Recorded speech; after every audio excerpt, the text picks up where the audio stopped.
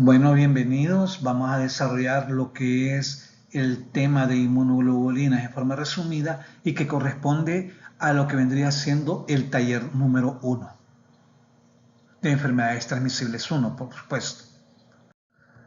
Aquí tenemos lo que son los objetivos específicos que se pretenden cumplir al desarrollar dicho tema, como son reconocer a las células productoras y o secretoras de anticuerpos, describir la estructura básica de una inmunoglobulina, explicar la clasificación de las inmunoglobulinas con base a su estructura, describir las funciones y propiedades características que tienen ellas, así como también definir los términos de isotipo, idiotipo y halotipo.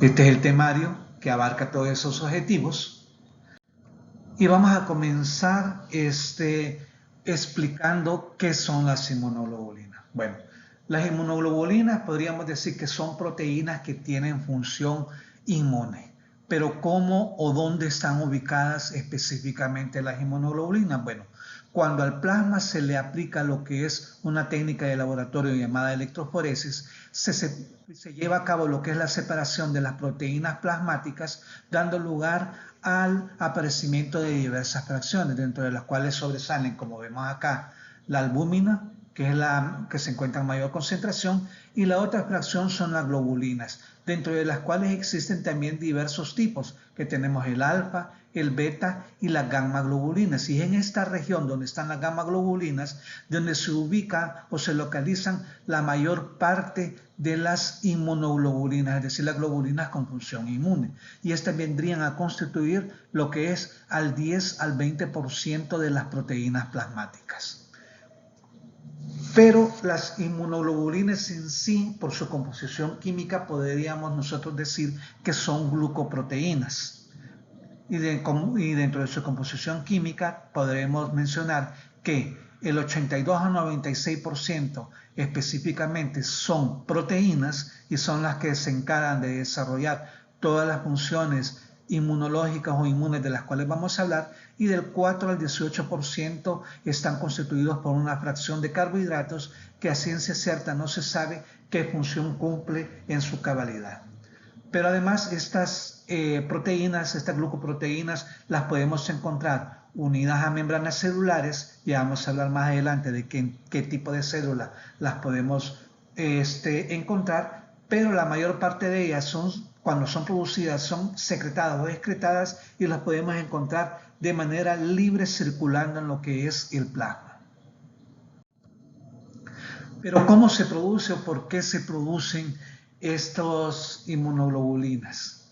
Bueno, para ello es necesario que entre lo que es una molécula extraña a nuestro sistema inmune, ¿verdad? Que se denominan, y a estas alturas ustedes ya lo saben, que esas sustancias extrañas que son reconocidas como tal por nuestro sistema inmune se denominan como antígenos o inmunógenos, y estos antígenos o inmunógenos al entrar, bueno, ustedes saben ya también que se encuentran con lo que es todo el repertorio del mecanismo inmune, pero para reconocer cada antígeno que entra existe lo que es un linfocito B programado. Ya ustedes saben que nosotros tenemos un repertorio muy amplio y muy extenso del linfocito B que se encuentran, por decirlo así, en manera inactiva, y por eso es que se le denominan también linfocitos B vírgenes, en espera del antígeno correspondiente. Y cuando el antígeno correspondiente para él, y aquí tenemos en este caso que el linfocito B seleccionado para este antígeno es el linfocito B reconocido con la letra C, como por ejemplo, ¿verdad? Al darse este reconocimiento o esta unión del antígeno con su correspondiente linfocito B, este linfocito B se va a venir a activar. Va a venir a activarse y va a proliferar, es decir, se va a comenzar a multiplicar, originando una clona, es decir, una colonia de linfocitos B similares. Y después de esa proliferación, esa clona va a comenzarse a transformar o a diferenciar en células especializadas productoras o secretoras de lo que son anticuerpos. Este linfocito B, una vez activado, comienza a sufrir cambios intercitoplasmáticos, transformándose en una célula mucho más especializada, que es la que se va a encargar de producir lo que son anticuerpos. Por lo tanto, la célula productora de anticuerpos es un linfocito B especializado denominado célula plasmática. Pero ¿cómo se da eso? Bueno, tenemos acá que ya llegó lo que es el antígeno respectivo. El linfocito B puede reconocer el antígeno de manera directa o puede reconocer al antígeno cuando el antígeno le es presentado por otra célula especializada, una célula denominada célula presentadora de antígeno, y en el caso de este esquema tenemos un linfocito TH, pero existen más células presentadoras de antígeno que se las van a mencionar en lo que es clase. Una vez reconocido lo que es el antígeno por cualquiera de las dos maneras, se envían señales hacia el interior de lo que es el linfocito B para que éste se active y comience a proliferar, comience a cambiar su ultraestructura y se transforme o se diferencie en lo que es una célula productora de anticuerpos que, como ya mencionamos, se denomina célula plasmática. Pero esa, digamos, esa activación, esa proliferación no es al azar. Ese mecanismo para que al final no llegue y el linfocito B inactivo se transforme finalmente en una célula secretoria de anticuerpos, para que se dé ese mecanismo, eso está comandado o está regido o dirigido por lo que son otras glucoproteínas que sirven como mensajeros de la respuesta inmune, y esas glucoproteínas se denominan como citoquinas o citocinas. Y dependiendo del repertorio de citocinas que sea expulsada o que sea producido por este linfocito B activo, así va a ser la producción del tipo de anticuerpo correspondiente, como estamos viendo acá en esta imagen. Ya vimos nosotros que la célula plasmática va a ser la encargada de producir anticuerpos. ¿Qué es un anticuerpo? Bueno, siempre el anticuerpo es un sinónimo de inmunoglobulina, es una glucoproteína que tiene función inmune, y estos anticuerpos o inmunoglobulinas se consideran bifuncionales. Desarrollan básicamente dos funciones en sí. La primera de ellas, y quizás es la primordial porque de ello depende toda la activación de lo que es el sistema inmune, ¿verdad? Pero la rama de la respuesta inmune adquirida es el reconocimiento específico de antígeno o inmunógeno, es decir, que se dé el reconocimiento de ese agente extraño para que se produzcan una serie de funciones. Y la primera que se va a producir gracias a ese reconocimiento específico es la neutralización o el bloqueo de este agente extraño. ¿Y por qué es necesario bloquearlo? Para evitar lo que es su diseminación, bloquear lo que es su proliferación, ¿verdad? Y detener así básicamente lo que es la infección que se va a dar. Esa es la primera función, y esa función la desarrollan específicamente con una parte estructural de la molécula de inmunoglobulina que ya vamos a hablar cómo es, ¿verdad?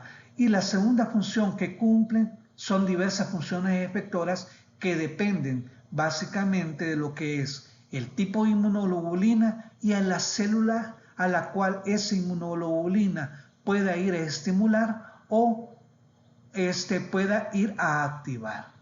Las ubicaciones y concentraciones de los diferentes tipos de inmunoglobulinas es variable, y vamos a hablar dónde están ubicados y vamos a hablar de las principales propiedades y características de cada tipo de inmunoglobulina. Pero en general, todas las inmunoglobulinas, todos los anticuerpos tienen una estructura básica muy similar, que es la que vamos a describir a continuación. Podríamos nosotros mencionar que estructuralmente la molécula de inmunoglobulina es de naturaleza heterogénea. Aquí estamos observando nada más una molécula de inmunoglobulina, es decir, un monómero de inmunoglobulina. Cabe aclarar, y por eso está aquí estos dos asteriscos, que existen algunas inmunoglobulinas que se pueden dar, que no se presentan nada más como una molécula, sino que se puede presentar por la unión de varias moléculas, es decir, unión de varios monómeros. Y hablaremos más adelante de cuáles se pueden dar. Pero aquí estamos viendo que básicamente la estructura de la inmunoglobulina está conformada por dos cadenas pesadas y por dos cadenas livianas o ligeras, ¿verdad? Las cadenas pesadas se denominan también cadenas H, y ese H proviene del inglés heavy, que es pesado, y las cadenas ligeras o livianas se denominan cadenas L, cadenas light, de ligero, ¿verdad? Existen también, ¿verdad? Por la estructura o la conformación que tienen estas cadenas pesadas, se vio que existen diferencias y con base a esas diferencias se establecieron 5 tipos diferentes de cadenas pesadas que dan nombre a los tipos de inmunoglobulina. Y los tipos de cadenas pesadas son la cadena mu, la cadena gamma, la alfa, la epsilon y la delta, dando origen a lo que son la IgM, la G, la A, la E y la D respectivamente, ¿verdad? Y existen también, por la estructura que presentan, 2 tipos de cadenas livianas, que son la cadena lambda y la cadena kappa. Cabe mencionar también que las cadenas pesadas están conformadas por una cadena de 420 hasta 440 aminoácidos, formando lo que es un peso molecular de hasta 50.000 daltons, y las cadenas livianas tienen o están conformadas casi por la mitad. Las cadenas livianas tienen alrededor de 210 a 220 aminoácidos, pudiendo llegar a tener un peso molecular de hasta 25.000 daltons. Además, otras regiones importantes que nosotros podemos visualizar o distinguir en lo que es la molécula básica de lo que es una inmunoglobulina, podremos nosotros también observar que existen puentes disulfuros intercatenarios o intracatenarios, que son los que permiten la unión de la molécula de inmunoglobulina, y por lo tanto verán ustedes que la molécula de inmunoglobulina está conformada por 4 cadenas, 2 cadenas pesadas y 2 cadenas livianas. Por eso se menciona que la cadena inmunoglobulina es un heterodímero. Pero además también podemos nosotros observar que dentro de dichas cadenas se observan por decirlo así, regiones que pueden cambiar o que pueden variar en su composición y se denominan regiones variables, y cadenas que permanecen o regiones que permanecen sin mucho cambio en la estructura de las cadenas, tanto pesadas como livianas, y que se denominan bajo estas circunstancias como regiones constantes. Ya vamos a mencionar más adelante nuevamente este término. Podríamos también nosotros mencionar, aquí tenemos lo que es siempre otro esquema de la estructura básica de la inmunoglobulina, pero podemos ver acá ya que existen dentro de las cadenas, tanto livianas como pesadas, siempre unidades homólogas cada 110 aminoácidos, ¿verdad? Y que dentro de esas cadenas homólogas, que está conformada por 110 aminoácidos, se forman lo que son o están presentes lo que son enlaces disulfuros que permiten la formación de estas asas o estos plegamientos cada 60 aminoácidos, y que están formados a lo largo de cada una de las cadenas, ¿verdad? Y cada uno de estos plegamientos o estas asas que se forman gracias a la presencia de estos enlaces disulfuro se denominan dominios, ¿verdad? Las cadenas livianas, como vemos aquí en este esquema, presentan 2 dominios, un dominio variable y un dominio constante, y las cadenas pesadas presentan un dominio variable y pueden presentar de 3 a 4 dominios constantes dependiendo del tipo de cadena pesada que presentan.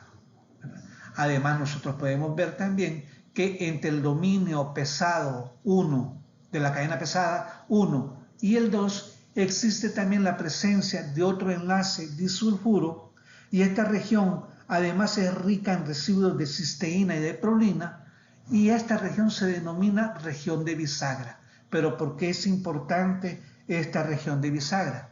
La función de esta región de bisagra es permitirle a la molécula de inmunoglobulina cierta flexibilidad y movilidad. Por lo tanto, esta estructura no es rígida, sino que gracias a la presencia de esta región de bisagra se puede movilizar o es un poco más flexible. ¿De qué le sirve esa movilidad?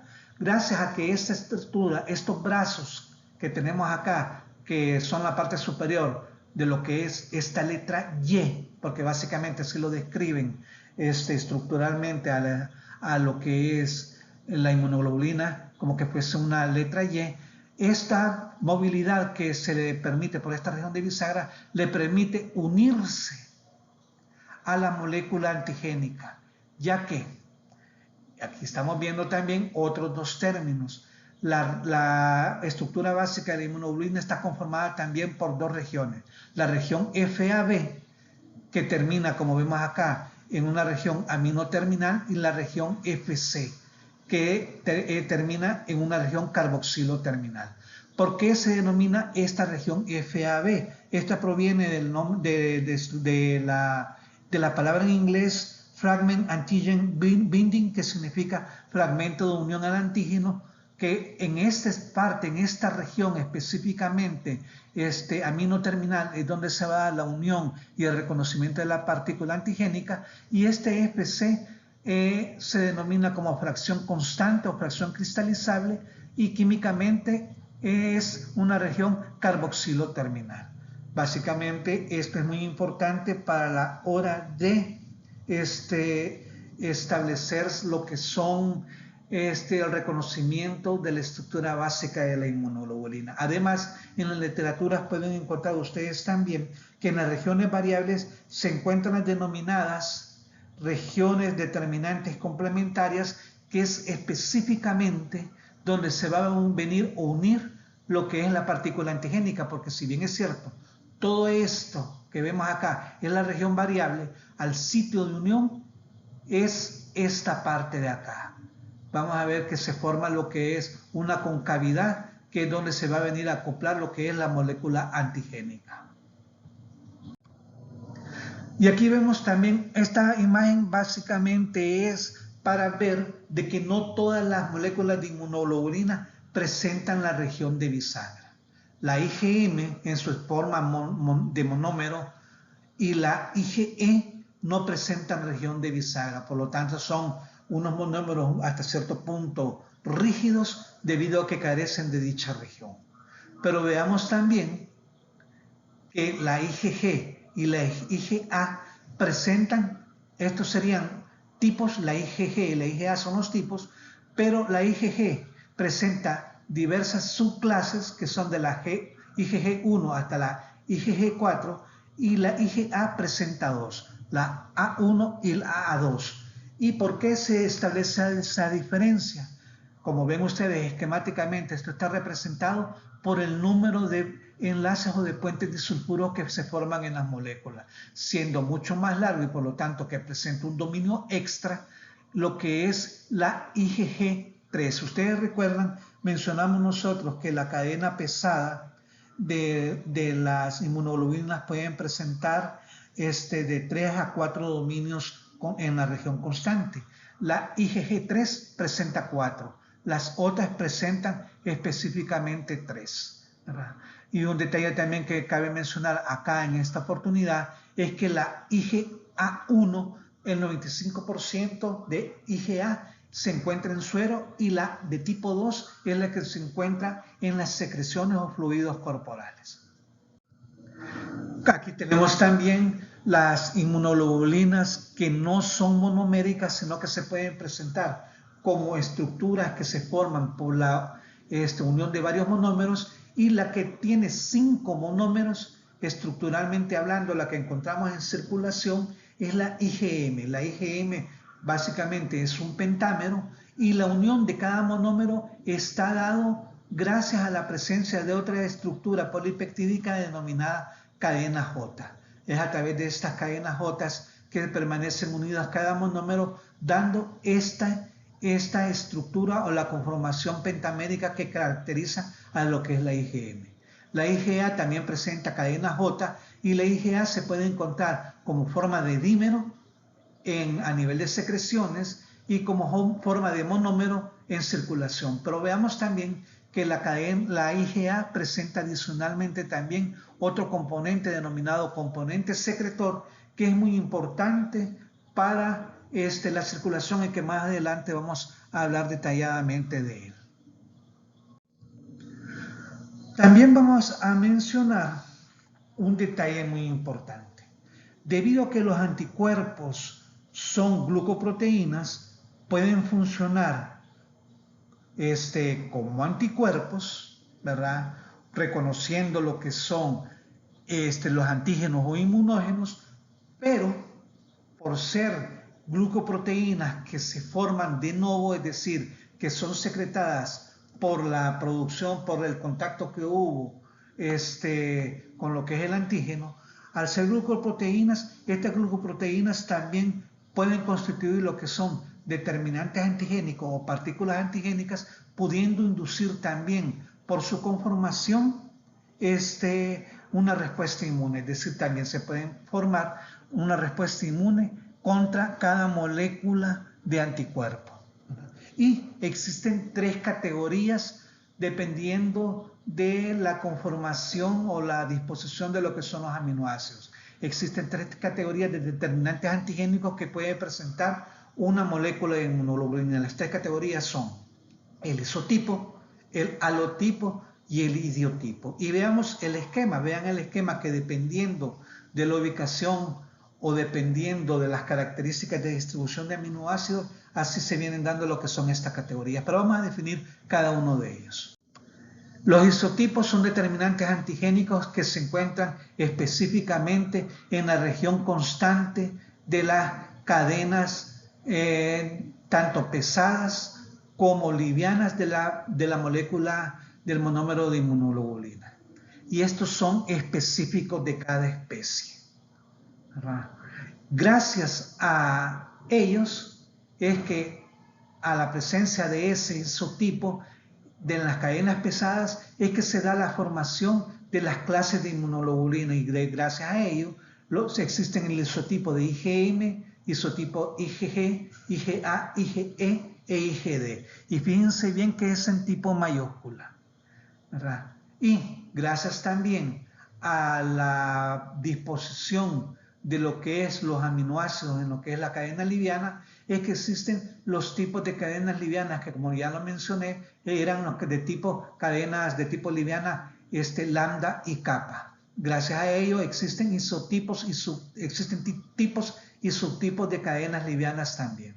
Y esto es muy importante, ya que si ustedes, por decirlo así, le introducen un isotipo diferente a un animal, se va a formar lo que es anticuerpos contra él, ¿verdad? La inmunización se presenta en especies diferentes, porque como aquí mencionamos, los isotipos son específicos de cada especie. Si yo inoculo a un humano IgM humana, probablemente no le va a proporcionar ningún daño, no va a haber respuesta inmune contra él. Pero si inoculo inmunoglobulina de un humano a un animal, sí se produciría lo que es una respuesta inmune, o si de un animal a un humano también se produciría una respuesta inmune. ¿Qué es el halotipo? Gracias al halotipo se da o se forman lo que son las diversas subclases de inmunoglobulina. Y distingue entre individuos de una misma especie y se presentan por variaciones en los aminoácidos de las regiones constantes, tanto de las cadenas livianas como cadenas pesadas. Pero esas variaciones de los aminoácidos que se presentan son variaciones bien sutiles. Si ustedes se fijan o recuerdan, en el isotipo la grado de extensión o de la cadena de aminoácidos era mucho más amplia, mucho más larga. Y aquí básicamente son pequeños fragmentos. Gracias a esos pequeños fragmentos de aminoácidos en las regiones constantes es que se producen lo que son las subclases. Y ya vimos nosotros que inmunoglobulinas son las que pueden tener subclases. Y estos se heredan de manera mendeliana, ¿verdad? Vayan a estudiar un poco lo que es biología para que recuerden cómo es que se dan las leyes de Mendel para la herencia. El idiotipo, que es la última categoría de determinantes antigénicos que se originan por las moléculas monoméricas de inmunoglobulina, estas se dan con base a diferencias en las regiones variables. Las anteriores, tanto el isotipo como el halotipo, si ustedes recuerdan, se daba por diferencias en aminoácidos en las cadenas constantes. Aquí es por variaciones o por diferencias en las regiones variables. Y estos representan la especificidad de cada anticuerpo. ¿Por qué razón? Porque en estas regiones como ya les mencioné, donde se va a venir a dar la unión y el reconocimiento de la molécula antigénica. Y específicamente en las denominadas regiones hipervariables, que vendrían siendo cadenas un poco más estrechas de aminoácidos, y es donde se va a dar lo que es la producción, la unión de los antígenos. Pero por ser, digamos, en un determinante antigénico, se pueden formar respuestas contra cada una de estas variaciones, y esto hasta cierto punto es, bueno, importante, porque es uno de los mecanismos de la regulación de la respuesta inmune, porque se forman anticuerpos contra el idiotipo, y eso hace que poco a poco vaya decayendo lo que es la respuesta inmune, se vaya deteniendo lo que es la producción de anticuerpos, porque la producción de anticuerpos se mantiene siempre y cuando esté lo que es el estímulo antigénico, pero cuando ya no se necesita, es necesario detener lo que es la producción de anticuerpos, y una manera eficaz de detener la producción de anticuerpos es formando anticuerpos contra el idiotipo.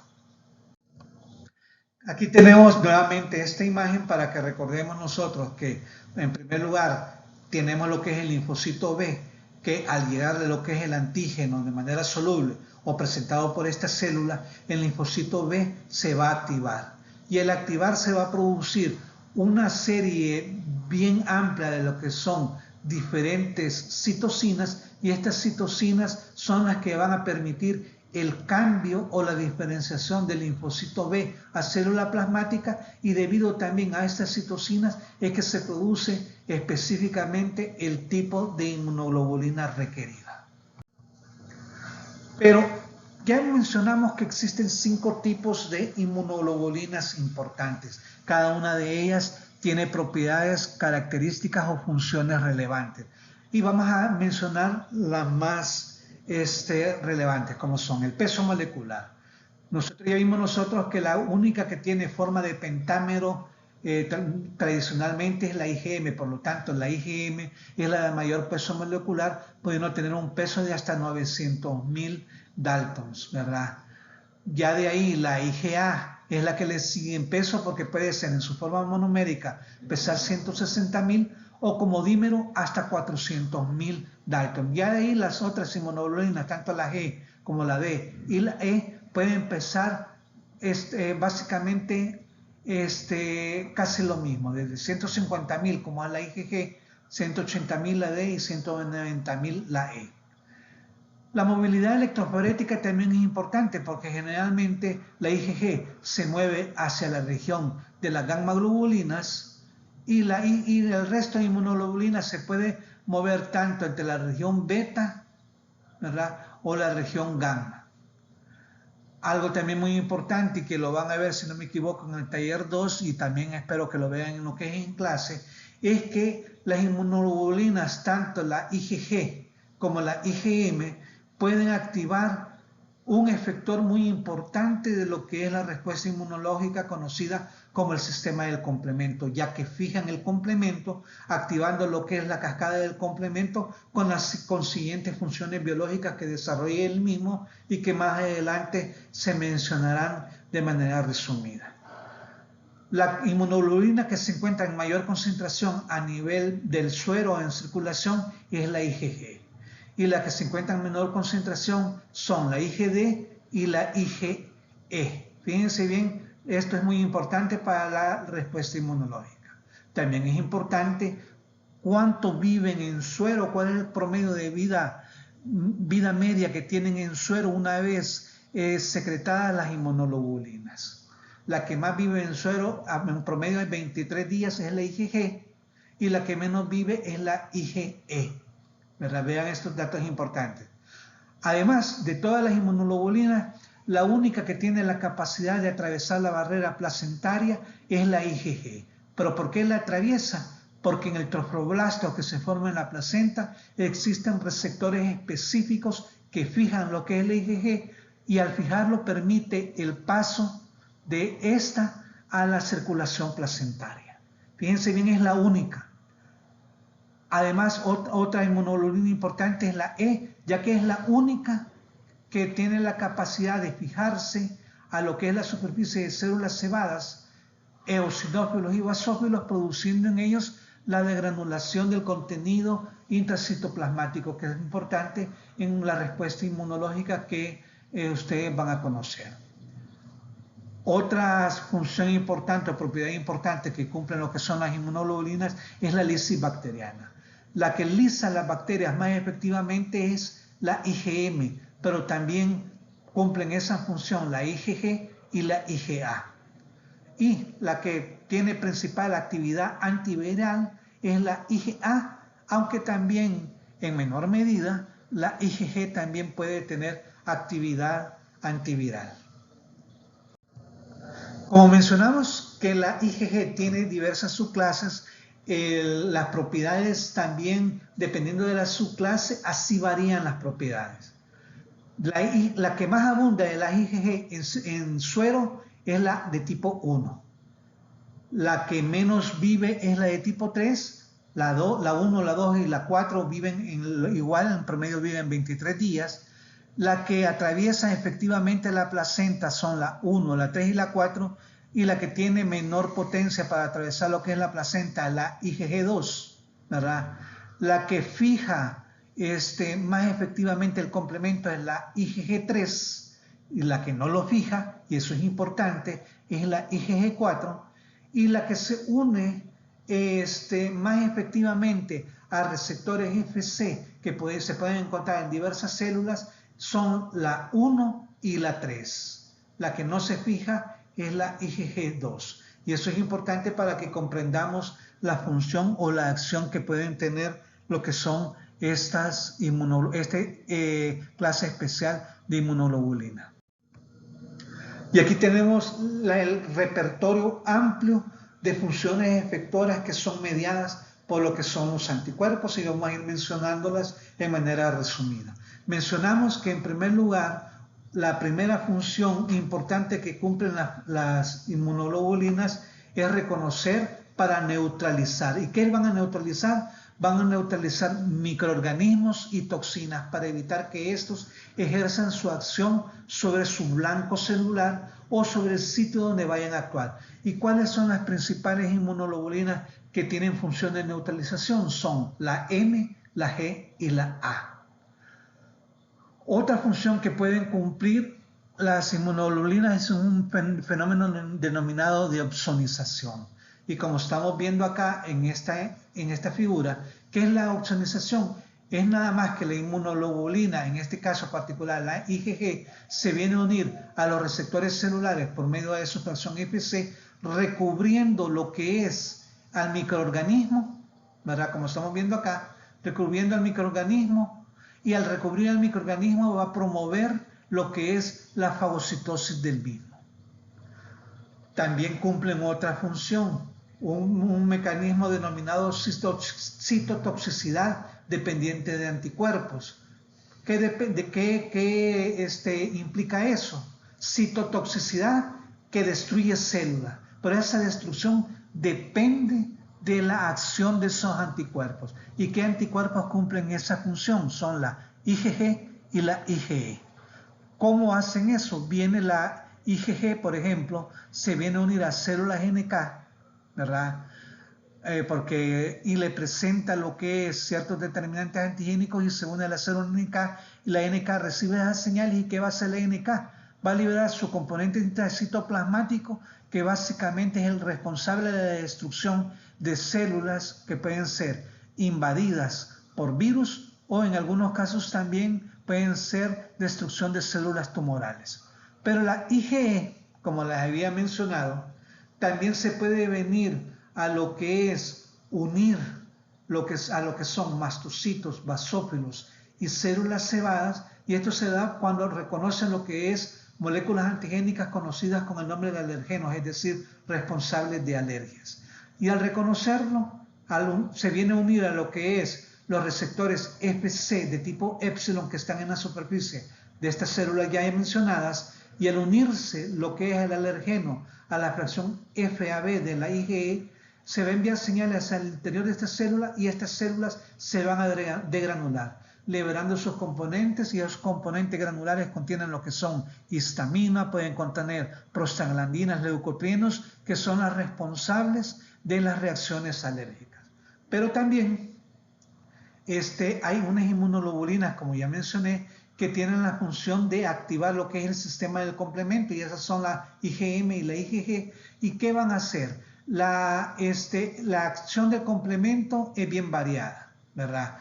Pueden ser que oxonicen lo que es células o antígenos, y eso generalmente es mediada por la fracción C3b del complemento, que la activación del complemento medie lo que son reacciones inflamatorias, o que al activarse el complemento, porque se ha dado un reconocimiento de complejos, y eso se me había olvidado decirles, que se activa el complemento cuando la IgM o la IgG se han unido a lo que es antígenos, microorganismos, ¿verdad? Y esa es la señal para que se active el complemento por una vía particular, que es la vía clásica, que la van a conocer ustedes en su debido momento. Y al activarse el complemento por esa vía, puede producir lo que es la lisis del microorganismo, activando lo que es el complejo de ataque de la membrana, que es básicamente la parte final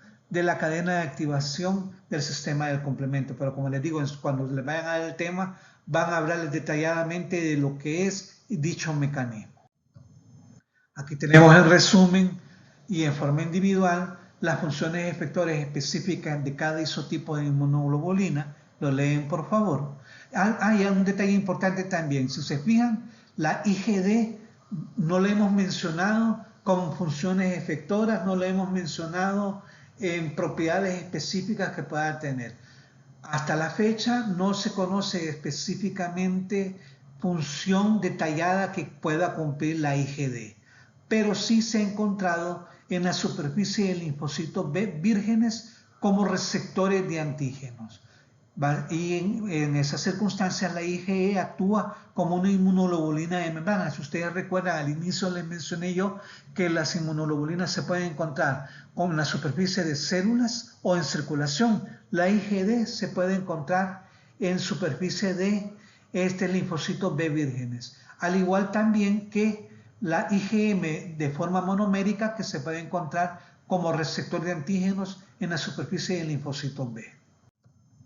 Aquí tenemos también específicamente otro detalle de cómo la IgE puede venir y se puede venir a unir a lo que es la célula, a los mastocitos, por ejemplo, que al final, cuando se da el reconocimiento del alergeno bajo estas circunstancias, este mastocito libera lo que son sus gránulos, y los gránulos son los responsables de la reacción. Y recuerden también que cuando les mencioné de la forma de dímero de la IgA, que dentro de la estructura de la IgA, además de darse o de estar presente lo que es la cadena J, que es la que permite la unión de los dos monómeros, existía lo que era un componente denominado componente secretor de la IgA. ¿Y cuál es la función de ese componente secretor? Este le facilita el transporte, como estamos viendo acá, ¿verdad? El transporte de la IgA a través de las células epiteliales, y este transporte es para que la IgA salga o migre hacia los fluidos corporales como las lágrimas, la saliva o la leche materna, y salga a circulación. Pero fíjense bien que una vez dado lo que es este transporte transepitelial, el componente secretor queda escindido, es decir, es liberado, y solo se libera en circulación la IgA en forma monomérica, ¿verdad? En forma monomérica. Generalmente, y acordémonos que habíamos mencionado que en forma monomérica se encuentra en el 95% de los casos, y como forma de dímero, que todavía mantiene lo que es el componente secretor, lo podemos encontrar a nivel de mucosas. Otro detalle importante que hay que tomar en cuenta es que cuando entra lo que es o se produce lo que es el estímulo antigénico, la primera inmunoglobulina que se produce como respuesta primaria es el isotipo de la IgM, ¿verdad? Y en segundo lugar comienza a aparecer, y fíjense bien, Aquí esto tenemos que en el transcurso de días comienza a aparecer y a producirse lo que es la IgG. Y ante un estímulo secundario, es decir, ante la segunda entrada de lo que es el mismo antígeno, la que se produce más rápidamente y en mayor concentración es la IgG. Siempre se produce IgM, pero en una forma más lenta y en menor concentración. En un estímulo secundario, la que se va a producir más rápidamente y en mayor concentración es la IgG. Bueno, muchas gracias, jóvenes. Pueden consultar lo que es la inmunología de Cubi, la inmunología de Rojas e incluso la inmunología de Belanti, pero ustedes tienen o van a tener también lo que es una guía para que desarrollen este tema. Gracias.